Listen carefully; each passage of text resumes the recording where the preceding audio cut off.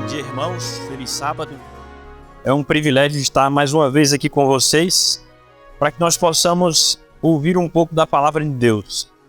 Dessa vez, como eu fui apresentado com mais especificidade, eu queria dar alguns detalhes para vocês acerca do Ministério Jurídico da Igreja, até porque a gente vai falar um pouquinho no sermão sobre algumas coisas que estão acontecendo nos nossos tempos e como vocês precisam orar por esse ministério. Se você pensava como eu, se você pensa como eu pensava há cerca de 7 ou 8 anos atrás, que eu nem sabia que existia advogado na igreja, porque eu ficava imaginando assim, tem problema na igreja para advogado defender. E aí depois eu descobri que tem, e aí infelizmente eu descobri que tem muito, né? Aqui na Associação Brasil Central nós somos 3. Certo? Eu estou na coordenação desse departamento, nós temos também o Micael, que é o nosso advogado auxiliar, e temos o Luiz Roberto, que inclusive já foi membro dessa igreja, né, conhecido por muitos aqui, muito embora não seja bacharel em Direito, mas como eu brinco com ele, ele é um rápula.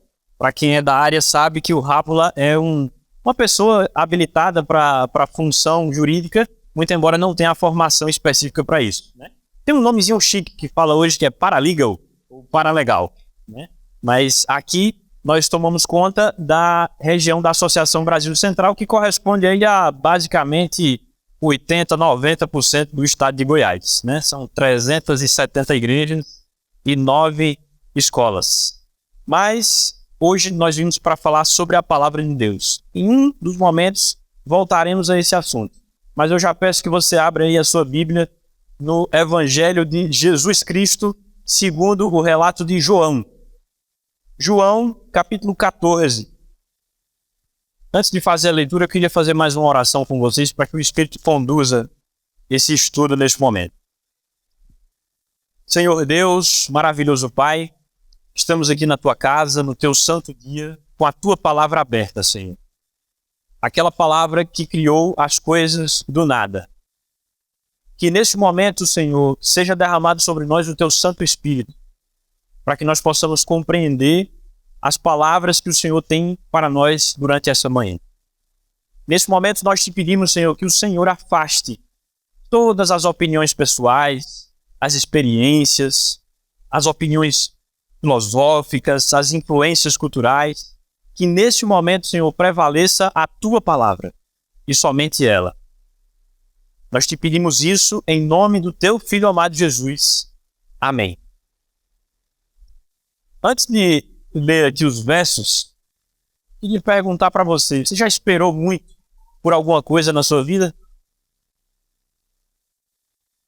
Quem aqui não esperou muito por alguma coisa na sua vida?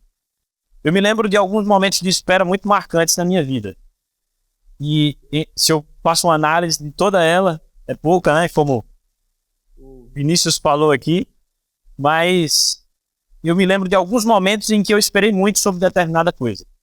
O primeiro momento em que vem à minha memória foi do nascimento da minha irmã. Eu sou o filho mais velho, minha irmã tem 4 anos e meio, 5 anos a menos que eu. Então eu tinha ali por volta dos 5 anos, estava próximo dos 5 anos quando ela nasceu. E eu me lembro muito da expectativa e da ansiedade para que esse evento acontecesse. Eu era o primeiro neto dos 2 lados também, então praticamente não tinha criança para brincar, para conversar. E aquilo gerava muita expectativa em mim. Eu lembro tanto que eu me lembro dos detalhes do que aconteceu, da preparação para aquele momento, da forma como as coisas aconteceram. Me lembro até de um arranjo de flores que meu pai colocou na casa para receber a minha mãe quando ela voltasse do hospital. Outro momento da minha vida, e aí já bem mais à frente, aí cerca de 5 anos atrás, eu lembro do meu chamado para trabalhar na igreja. Quando eu falei para vocês aqui que eu nem sabia que existia Ministério Jurídico, né? E aí alguns meses depois que eu descobri que isso existia, eu fui convidado para fazer parte dele. Só que entre ser convidado e ser efetivamente contratado, se passaram cerca de 40 dias. E esses 40 dias foi outro momento da minha vida que foi um momento de espera muito grande, de expectativa, de ansiedade. Nesse momento eu estava morando em São Paulo, eu fazia mestrado lá na Unicamp, e nesses 40 dias, em razão da espera, eu já tinha atrasado todas as leituras que eu precisava fazer, todos os artigos que eu precisava escrever, Estava tudo atrasado.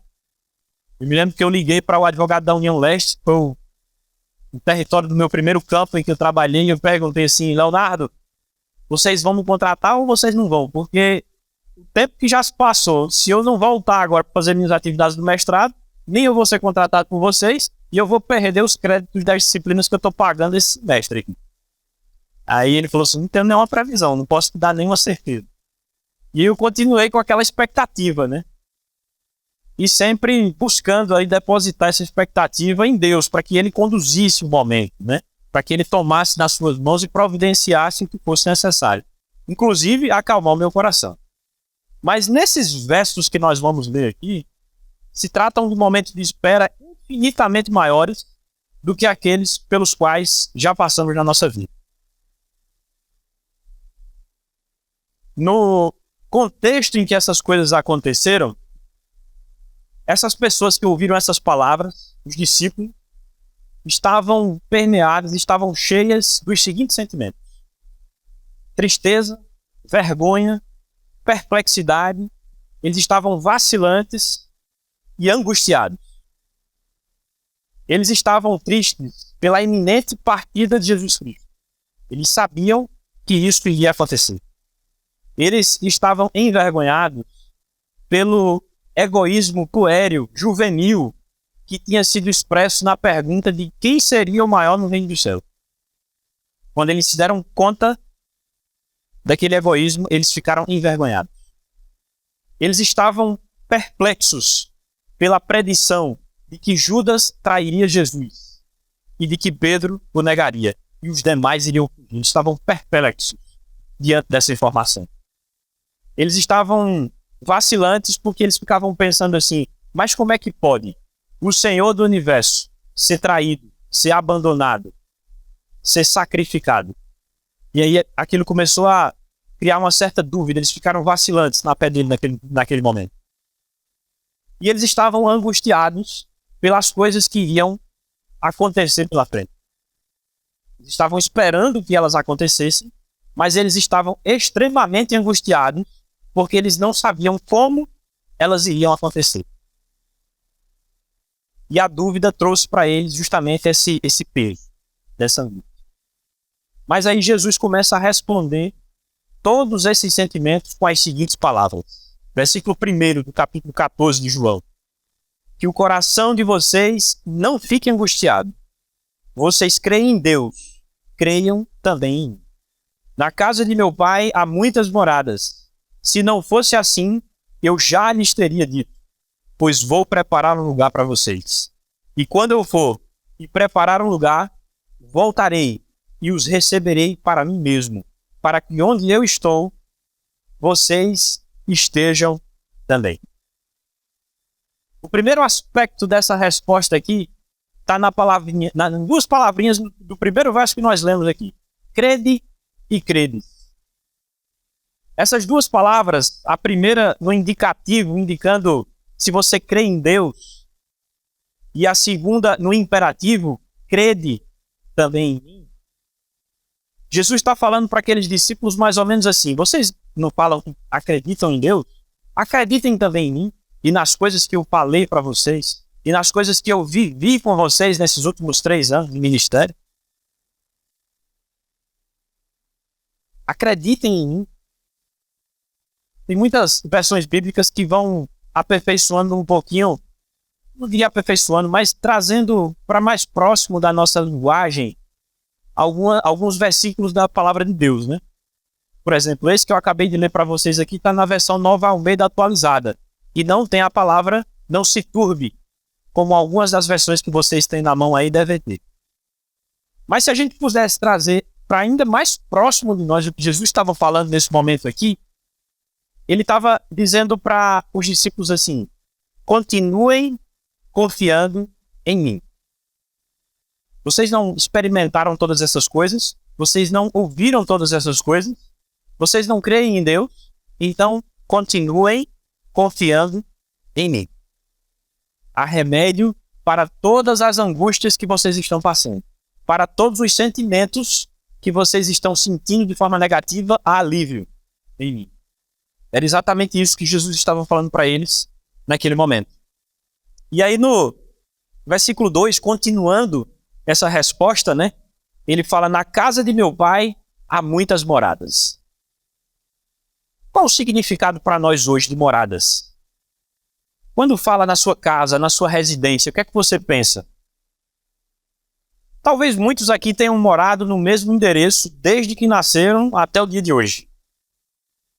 Mas eu sei que tem muitos aqui, inclusive enxergam alguns que conheço, obreiros, que servem à causa do Senhor, que morada para ele não significa residência fixa. Não significa um lugar determinado.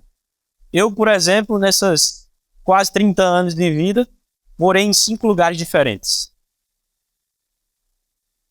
E vivo na iminência de descobrir qual será o próximo. Então, para mim, morada tem um significado passageiro. Não é algo permanente. Não é algo que eu vou ficar e permanecer. Mas a forma como a palavra moné, em grego, foi utilizada aqui para designar mansões a que Jesus estava preparando para os seus ouvintes, dá a ideia de permanência. E se mais uma vez nós pudéssemos fazer o exercício de trazer para a nossa linguagem o que Jesus estava falando nesse momento, ele estava dizendo para os discípulos, continuem confiando em mim. Vocês não vão mais precisar ficar de um lado para outro, fugindo, temendo perseguições. Vocês terão uma residência fixa e eterna. Eu estou preparando isso para vocês. Continuem confiando em mim. E aí Jesus continua essa resposta às angústias daqueles homens, no versículo 3. Ele fala, e quando eu for e preparar um lugar, voltarei. Voltarei. Muito embora essa palavrinha esteja escrita aqui no nosso idioma no futuro, nesse momento, Jesus estava fazendo uma referência no presente para ela. Por 2 motivos. Primeiro, porque para Deus não existe diferença de tempo. Ele enxerga o passado, o presente e o futuro da sua vida acontecendo no exato momento do agora. Segundo, porque ele queria dar uma resposta àqueles discípulos para uma pergunta que tinha sido feita lá no capítulo 24 de Mateus, entre os versículos 1 e 3, quando eles perguntam assim, que sinais, dize-nos, que sinal haverá da tua vinda e da consumação do século? Jesus utilizou a palavra voltarei, ou voltar, ou estou voltando, no presente, naquele momento, porque ele queria dar a ideia para aqueles homens de que esse evento é tão certo como se já estivesse acontecendo. Ou melhor, já estava acontecendo. Ele ainda não tinha nem voltado ao Pai, mas ele já estava preparando a sua volta para a salvação definitiva, para o cumprimento da sua palavra. Então ele estava dizendo ali, mais uma vez, na nossa linguagem, continuem confiando em mim. Eu estou voltando. Eu estou voltando. Diante de todas essas coisas e de todas essas instruções que Jesus ministrou para os discípulos naquele momento, nós precisamos ter a ideia de que ainda não vivemos a angústia que eles viveram nesse momento. Mas aquela a que nós viveremos não se compara a que eles viveram quando fizeram estas perguntas, quando Jesus respondeu. O momento de tribulação a qual passaremos é maior do que aquele quando Jesus voltou ao céu pela primeira vez. E isso é a própria palavra que nos diz. Nesse texto que eu fiz referência para vocês aqui da pergunta deles, que nós vamos ler agora, nós temos instruções específicas sobre o que acontecerá nesses tempos. Abra sua Bíblia aí em Mateus, capítulo 24. Quando os discípulos perguntaram a Jesus acerca de quais seriam os sinais para aqueles tempos, para que eles soubessem quando seria o retorno e a consumação do século, Jesus respondeu o seguinte: tenham cuidado para que ninguém os engane. Versículo 4 do capítulo 24 de Mateus. Porque muitos virão em meu nome, dizendo, eu sou o Cristo, e enganarão a muitos. E vocês ouvirão falar de guerras e rumores de guerras. Fiquem atentos e não se assustem, porque é necessário que isso aconteça. Mas ainda não é o fim, porque nação se levantará contra nação, e reino contra reino. Haverá fomes e terremotos em vários lugares, porém todas essas coisas são o princípio das dores. Vocês serão entregues para serem maltratados, e eles o matarão. Vocês serão odiados por todas as nações por causa do meu nome. Nesse tempo, muitos hão de se escandalizar, trair e odiar uns aos outros. Muitos falsos profetas se levantarão e enganarão a muitos. E por se multiplicar a maldade, o amor se esfriará de quase todos. Aquele, porém, que ficar firme até o fim, esse será salvo.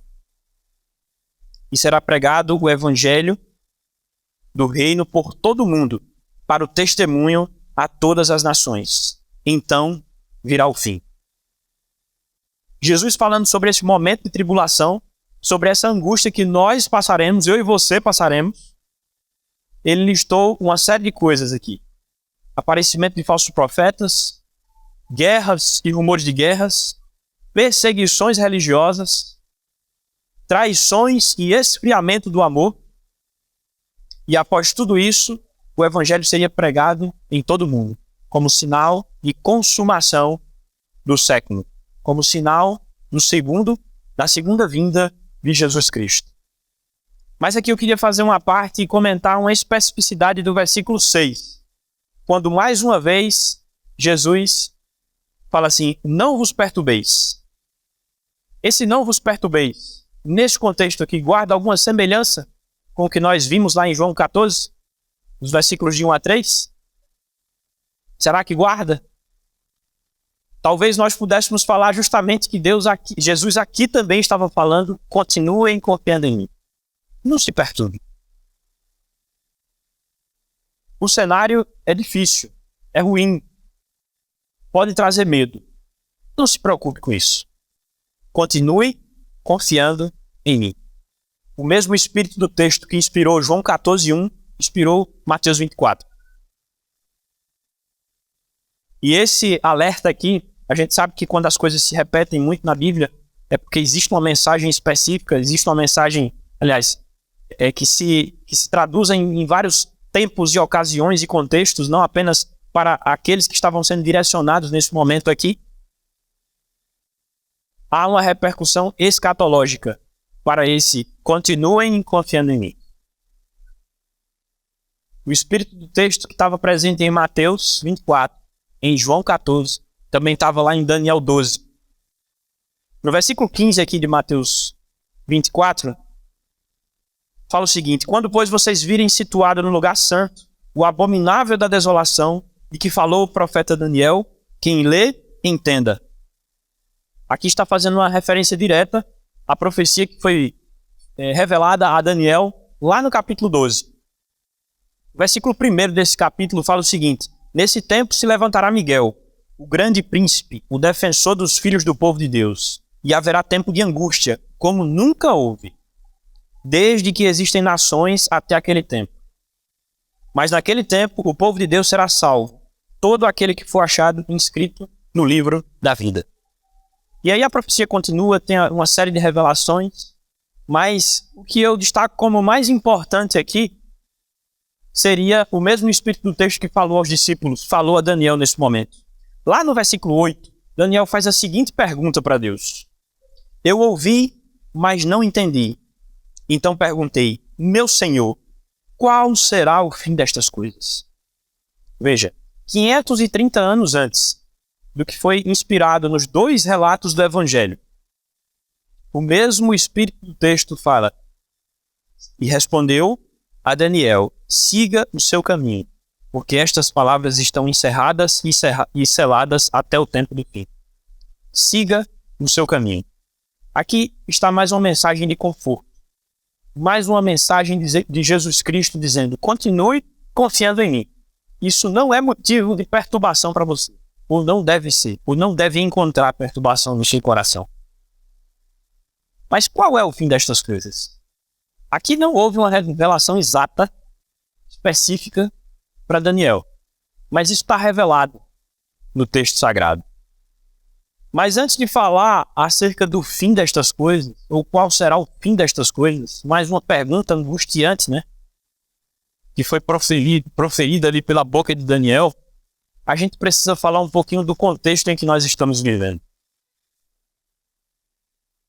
Talvez ainda não chegamos ao ápice dessas coisas, ao momento mais terrível da história.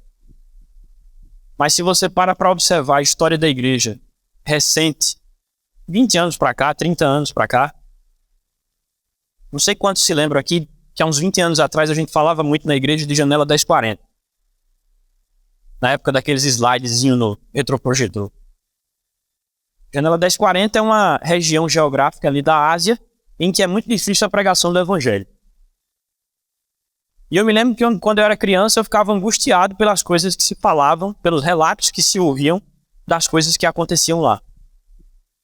Mas de 20 anos para cá, essa extensão geográfica parece que aumentou. Nós não falamos mais de intolerância religiosa apenas na Ásia, no Oriente Médio. Ou na África, né? Uma parte da África também. Essa intolerância, ela está cada vez mais próxima de nós. Cada vez mais próxima. Tem um instituto interdenominacional que trabalha com várias igrejas evangélicas há décadas, chamado Portas Abertas. Eu não sei quantos conhecem aqui. Os que não conhecem, pesquisem depois. Vale a pena conhecer esse ministério. E até, se possível, apoiá-lo também. Mas eles dão apoio à igreja perseguida em todos os países do mundo em que a igreja sofre para sobreviver, para pregar o evangelho, para continuar o trabalho. Essa lista, há 20 anos atrás, se resumia a países da Ásia, do Oriente Médio e de uma parte da África. Hoje, a lista mais recente, divulgada acerca do ano de 2022, nos mostra países bem próximos de nós, que fazem fronteira com o nosso país. Colômbia, Venezuela, alguns outros países. E eu percebo que cada vez mais chega próximo de nós. A gente não está falando aqui apenas de países muçulmanos, por exemplo, que é o que mais domina essa lista, ou apenas de países comunistas, é outro grande motivo de perseguição, China, Coreia do Norte, Cuba. Mas estamos falando aqui, ainda não figura entre essa lista, mas muito próximo de acontecer, de casos ocorridos nos países tidos como os mais livres do mundo. Eu não sei quantos viram, mas no final do ano passado, houve uma cena que eu fiquei extremamente chocado. Aconteceu na Inglaterra.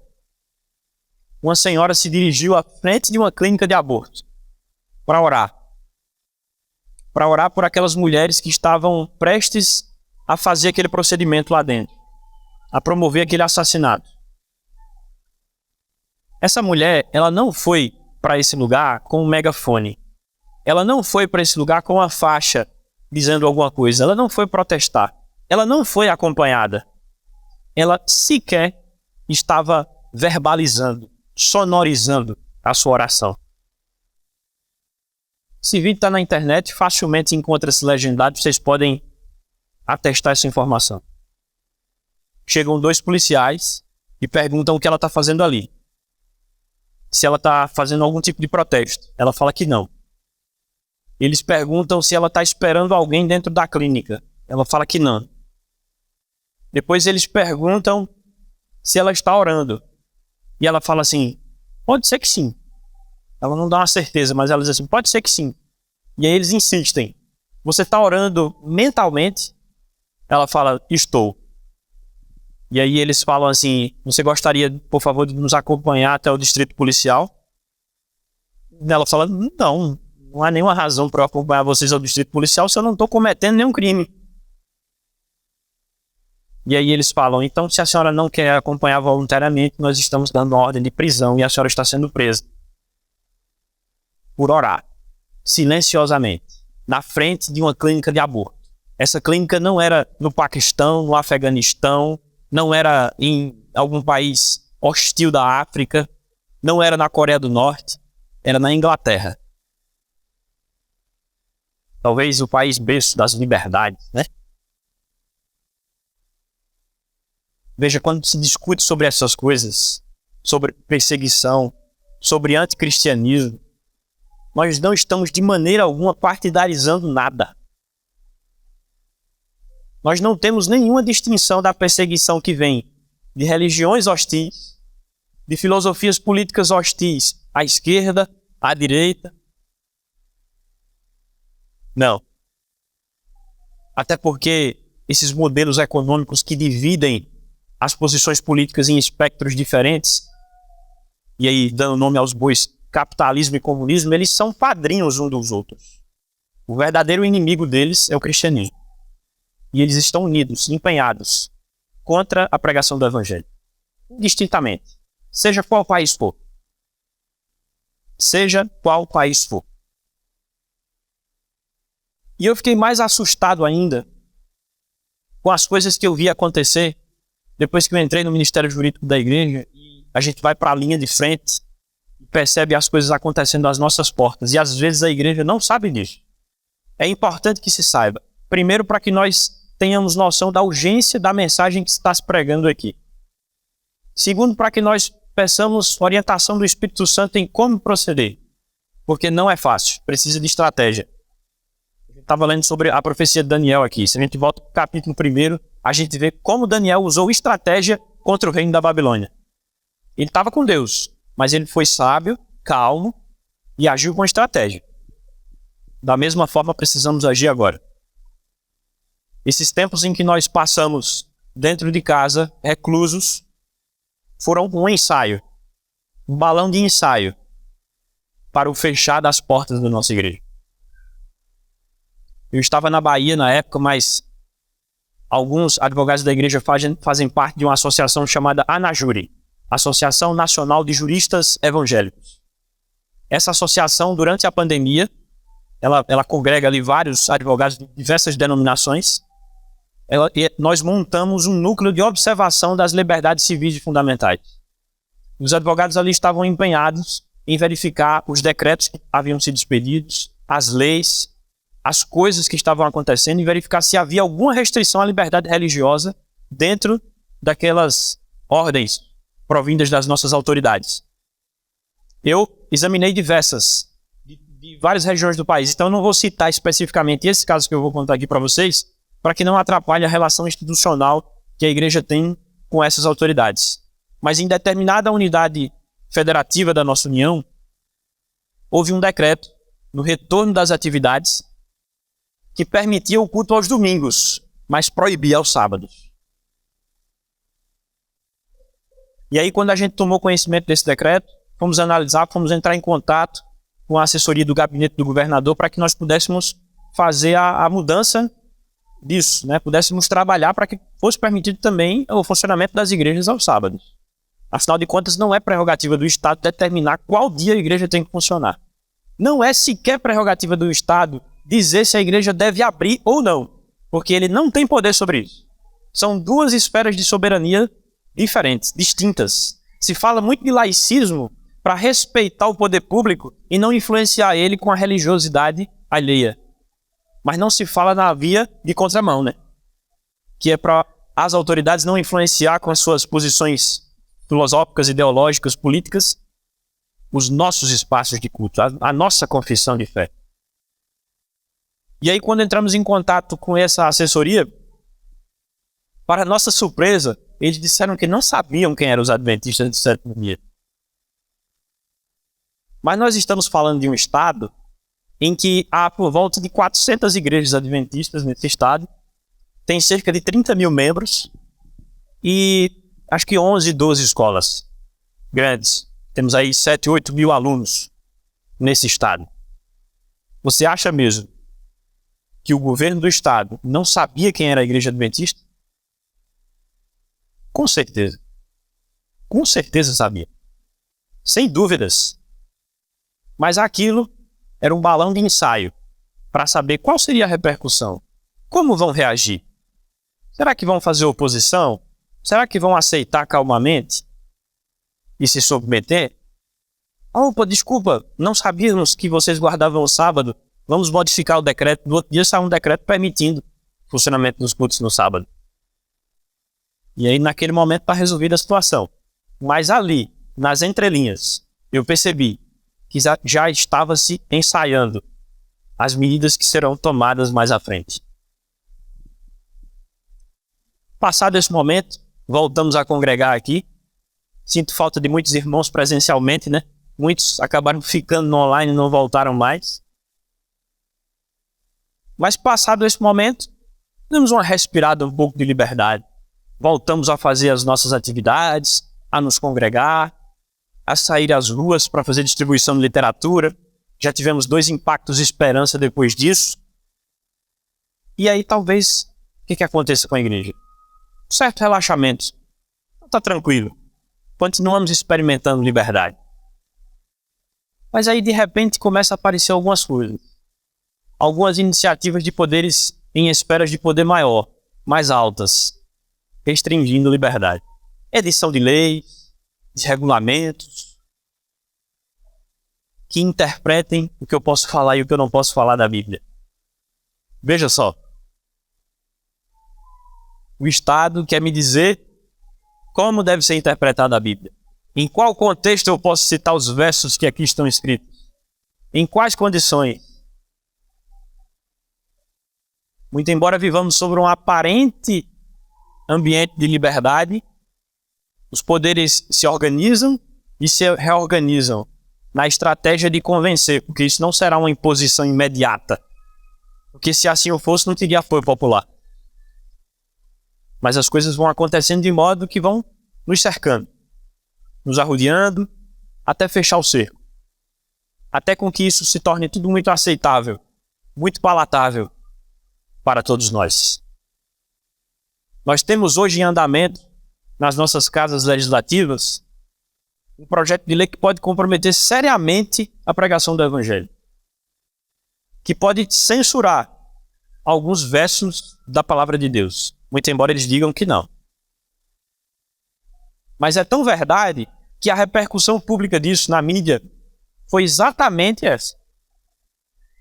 Essa semana houve uma reportagem sobre esse ato específico que eu estou mencionando para vocês, e uma jornalista num grande veículo de comunicação falou as seguintes palavras, se referindo à Bíblia. Se você deve ser preso por falar estas coisas, ela estava se referindo a alguns versos bíblicos específicos, que ela dizia que estava com eles nas mãos. Se você deve ser preso por estas coisas, falando-as na rua, publicando-as na internet, você também deve ser preso. Vocês estão achando que é exagero? Eu vou dar nome aos bois. Procurem esse vídeo. Foi da CNN Brasil. Procurem que vocês vão achar. Não é um contexto fácil, mas isso aqui está previsto. Isso aqui tem propósito.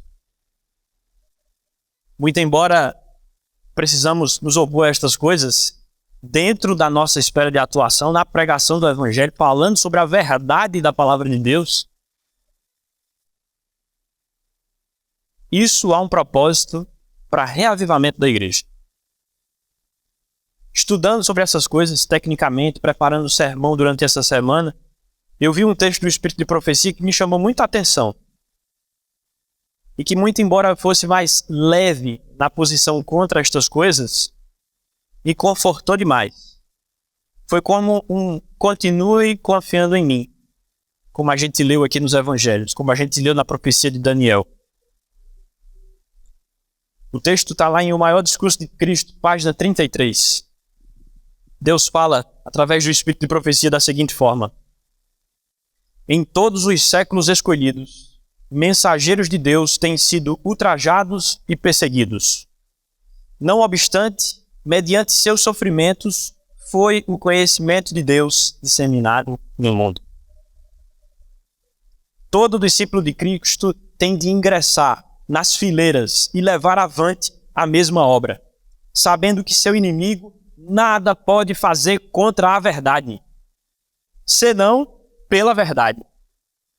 Ele pode até dizer que a verdade da palavra de Deus é fake news, mas na verdade ele está defendendo a palavra de Deus, atestando falsidade a ela.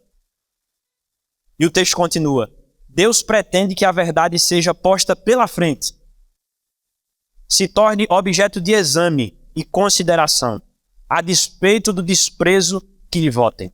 E aí eu faço uma parte para fazer uma outra citação. Há um professor famoso que diz o seguinte: moderação na defesa da verdade é serviço prestado à mentira. Quando nós somos moderados em defender a verdade da palavra de Deus, nós estamos prestando serviço à mentira. Então, linkando com esse texto do Espírito de Profecia que fala que Deus pretende que a verdade seja posta pela frente, não sejamos moderados em falar da verdade, da palavra, em deixar que ela fale através de todos os atos, de todas as oportunidades de contato que nós temos, de todas as nossas falas. Em tudo, a verdade bíblica prevalece. E o texto continua: o espírito do povo deve ser agitado, deve ser, mexido aqui com estas verdades, com a real situação das coisas que estão acontecendo, contextualizando com os fatos. O espírito deve ser agitado. Toda polêmica, toda crítica, todo esforço para restringir a liberdade de consciência é um instrumento de Deus para despertar as mentes que, do contrário, ficariam sonolentas. Isso que está acontecendo é instrumento de Deus para que eu e você não durmamos nos bancos dessa igreja. Para que não voltemos para casa agora para tirar aquela nossa soneca do sábado, aquele serviço sonário, do sábado, tranquilo, como se nada estivesse acontecendo. Mas para que nós sejamos despertados, para que nós não nos percamos, para que nós não passemos a defender justamente o outro lado, achando que vamos ter liberdade com isso, achando que condescendendo com as forças das trevas, com o príncipe da Pérsia, nós vamos sair ilesos. Nós não fomos chamados para sermos amigos dos reis dessa terra. É certo que o Espírito de Profecia nos fala que nós devemos receber os favores com bom grado, assim como existem inúmeras proposituras legislativas, inúmeros instrumentos legais que nos garantem o nosso direito de liberdade religiosa, e somos gratos por isso, mas também precisamos estar atentos para denunciar aqueles que ofendem a nossa liberdade, a nossa proximidade com Deus, a nossa atividade. Eles dizem que estão preocupados com o que nós lemos, com o que nós escrevemos, com o que nós temos acesso. Vocês acham mesmo que existe preocupação com isso? Será que existe preocupação se é tão fácil eu encontrar, por exemplo, material pornográfico infantil na internet? É tão fácil de se encontrar. E eles dizem que existe uma preocupação com a segurança da internet. É tão fácil eu comprar material ilegal, arma de fogo, drogas ilícitas na internet. É fácil demais. É muito fácil. Mas eles dizem que estão preocupados com a segurança da internet. É tão fácil durante a semana eu receber uma ligação, e é isso aí que não é um preconceito, tá? Não é uma xenofobia, até porque eu sou de lá. Não é difícil a gente receber uma ligação durante a semana com DDD 88 ou 83 de algum presídio. Alguém querendo lhe enganar, dizendo que você ganhou uma promoção, que você tem que pagar um valor, depositar, fazer um Pix, acessar um link. Será mesmo que estão preocupados com a segurança da internet enquanto estas coisas acontecem?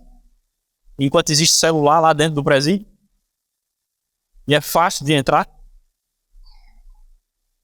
Mas a importância de todo esse contexto está na pergunta que Daniel fez no capítulo 8. Aliás, no versículo 8 do capítulo 12. Qual será o fim destas coisas? E aí eu vou utilizar as palavras de Paulo, lá em Romanos, capítulo 9, 28. Abra sua Bíblia. Não é palavra minha. Romanos capítulo 9, versículo 28.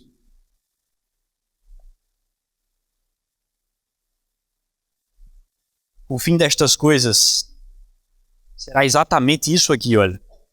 Versículo 28. Porque o Senhor cumprirá a sua palavra sobre a terra de forma plena e em breve. Amém? O Senhor cumprirá a sua palavra sobre toda a terra de forma plena e em breve. Que palavra é essa? 2 Pedro 3,10. Porém, o dia do Senhor virá como ladrão. Naquele dia, os céus passarão com grande estrondo, e os elementos se desfarão pelo fogo. Também a terra e as obras que nela existem desaparecerão. Todas as obras malignas que contrafaçaram contra o Evangelho, contra a pregação, contra a destruição da igreja, serão destruídas. Não terão mais lugar, não terão mais força. Todas as coisas serão colocadas em seu devido lugar.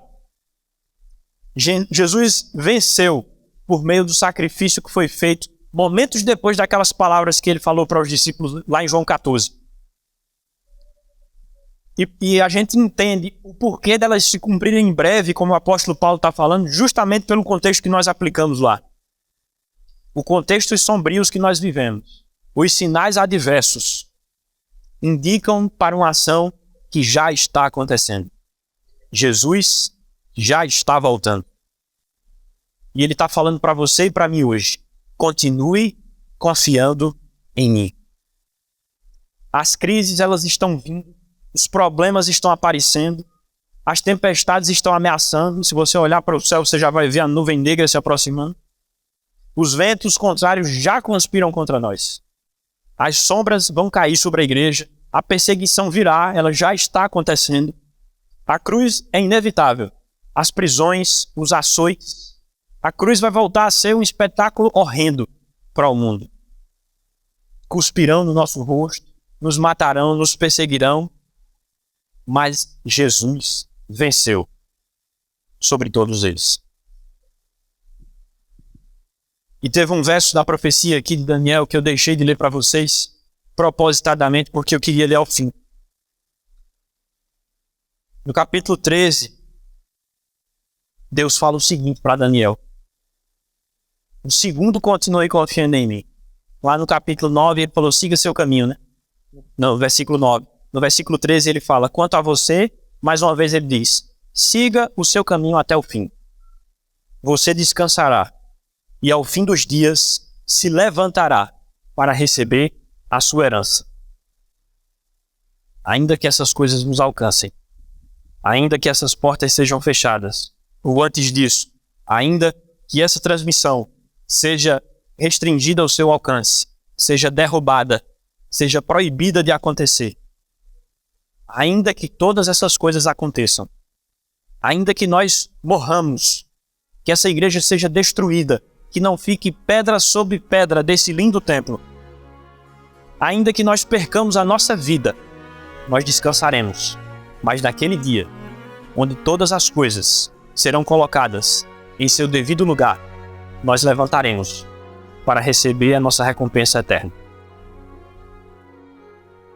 São tempos difíceis, meus irmãos, e nós precisamos acordar para isso. Eles não estão acontecendo despropositadamente. Eles têm dois propósitos: de dar cumprimento em si à profecia e de alertar você, e de acordar você para as coisas que estão acontecendo.